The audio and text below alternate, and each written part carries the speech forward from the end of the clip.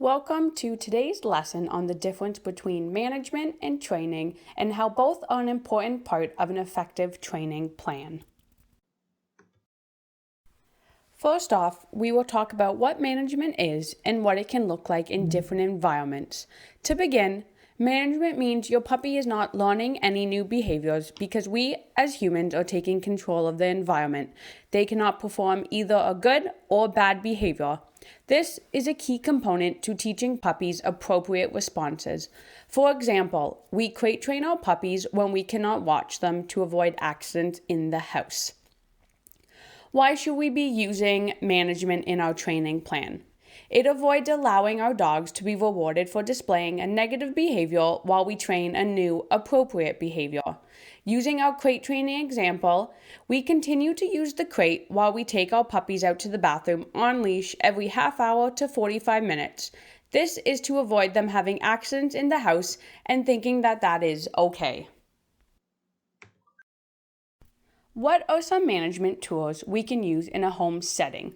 Utilizing a crate is a high level of management as the puppy is confined to a safe area where they cannot get into trouble. It can help with destructive behavior, accidents, or stealing in the home. Having your puppy tethered to yourself is a great way to keep puppy within eyesight, but give them a little bit more freedom to learn the ropes of the house. Having a drag leash on your puppy is our lowest level of management as they have freedom to walk around but gives you an extra reach if you need to redirect them quickly. Lastly, we have people. As foster families, it is our responsibility to set up the puppy's environment for success. That might mean removing objects within puppy's reach, clearing counters, or closing doors. What are some management tools to use outside of the home? This is generally where management can be a little tricky because we don't have the same level of management available to us. Some things we can do are lure your puppy past or away from the distraction, we can increase our speed, or we can change direction to avoid or move away from the distraction. Now we look at training, which is teaching our puppies a new behavior, and why we need to involve training is because we need to teach our puppies a new appropriate behavior. Let's now put everything we have learned into practice and see how we can use management and training to change a behavior. For this, we look at 3 steps. Step 1. What do we want our puppies to do instead? This is our new behavior. Step 2. How do we prevent the unwanted behavior? This is our management step. And step 3. How do we consistently reward the new behavior? This is our training step. Let's look at a few examples. First off, house training. The inappropriate behavior is using the bathroom in the house, so let's look at how we can use our 3 steps to change this. Step 1, our new behavior. Puppy is going outside to the bathroom. Step 2, manage puppy by supervising or monitoring water intake. And step 3, we need to train puppy by letting them outside every half hour to 45 minutes. If they do not go, we go back to managing using our crate, tethering, and supervision. Next up, we have mouthing, nipping, and biting, which is a very common behavior for young puppies. Let's see how we can change this behavior. Step 1.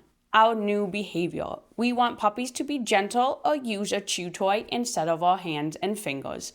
Step 2. How can we manage the situation? We can do that by utilizing the crate when overstimulated, having a leash attached so we have better control, and ignoring puppies so they are not getting our attention. Lastly, step 3. How can we train? We want to be teaching a gentle cue and teaching them appropriate ways to get our attention, like sitting. Jumping up is again a very common issue we see, and a large part of jumping is managing not only the dog, but guests as well. Step 1. What is our new behavior? All 4 paws on the floor or sitting. Step 2. Management. Utilizing a crate is our highest level of management because they are unable to jump or reach guests. Tethering will avoid allowing the dog to have contact when jumping. And lastly, educating guests that there is no contact unless all four paws are on the floor. And step 3, how are we going to train this new behavior? They do not get attention or rewarded until all four paws are on the ground. This will take some time for them to learn that an alternate behavior of sitting or standing gets them the reward.